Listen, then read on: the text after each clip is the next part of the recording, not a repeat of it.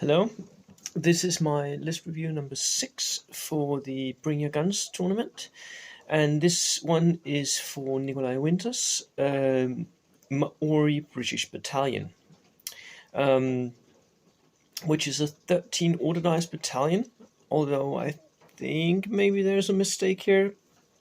Doesn't matter that much, but I think actually, Nicolai, that you're allowed to bring a free artillery observer in your list, and you haven't.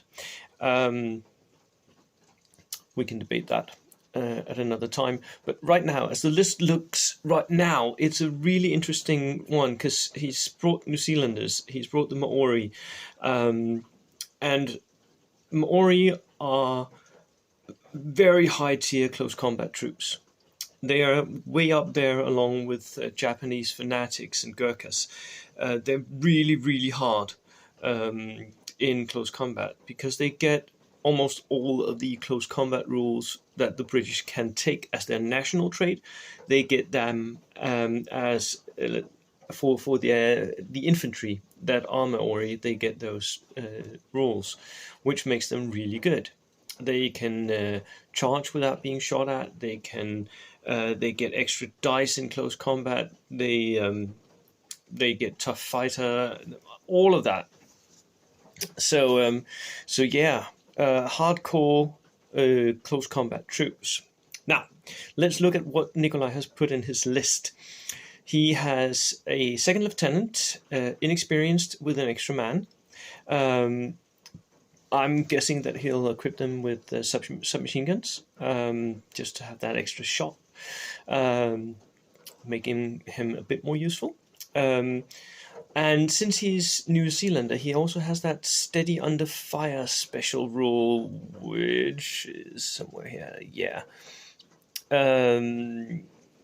Yeah, they halve the number of pins when they're hit by HE. I think there's also a rule for their lieutenants somewhere, but can't find it right now. And then he has, of course, a lot of Maoris. He has 5 units of Maori infantry. Not very big units though, which is like my main opposition to this list is that the infantry units are comparatively small for infantry that is really good in close combat. But I think Nicolai has an idea here. I think he has a plan, because he has equipped all his infantry with LMGs. Every single unit has an LMG. So what I'm thinking is that he'll use them as a counterpunch. He's not going to go out to find close combats with them. They're going to stay in cover. They're going to sit there. They're going to shoot. And then if the enemy comes close, and if the enemy is hurting, or they are broken down, or like smaller units, then the Maoris will charge. Or if they are charged, then the Maoris will most likely win that close combat, right? Because he has only 6-man units, which it's a bit small, especially because they're regular.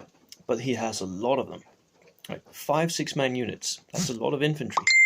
And it is a lot of light machine guns that can really do work here. Expensive, but it can do work. To support that, he has the standard Danish selection of teams, more or less. He has the medium mortar with spotter, regular. He has a sniper team, regular. And then instead of a FMER, which I think is a good idea here, he has a boys anti-tank rifle. I think some AT capability in this list, and in any list going to big, is a good idea, because we are seeing quite a few tanks and some all-tank lists, right? So some AT, something that can put pins on a tank or can maybe threaten soft-skinned, is a good idea. So an AT rifle. Then he has a piece of medium artillery, howitzer, with a spotter again. So he has quite a lot of indirect fire. So he can place his infantry in front of his artillery base and then have them in cover and shooting out, and then the artillery behind it firing over indirectly. that works well. That works really well. Now, here comes the funny bit, because he really doesn't need to have his infantry up front, because he has a LVT Buffalo, which is a huge tank-like landing craft. It can transport 24 men. So it's almost all his army that can actually sit inside that transport and get transported by it up to wherever it needs to go. It is open-topped and it only has 7+ armor, which is a pity because it's really big and really hard.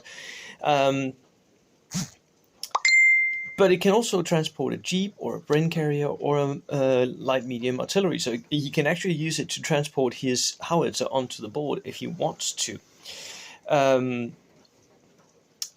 It has 2 pintle-mounted MMGs, 1 pintle-mounted light autocannon, and a hull forward-facing MMG. So that's 15 MMG shots and a light autocannon. That is brilliant. That is really good. Yes, it is expensive. 168 points for a 7+ open-topped vehicle.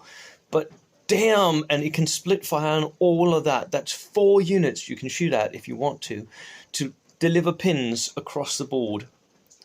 That is amazing. Amazing. At some point, I think I'm going to have to buy a lot of these and run an army all in LVTs. Damn, that would be fun. Yeah.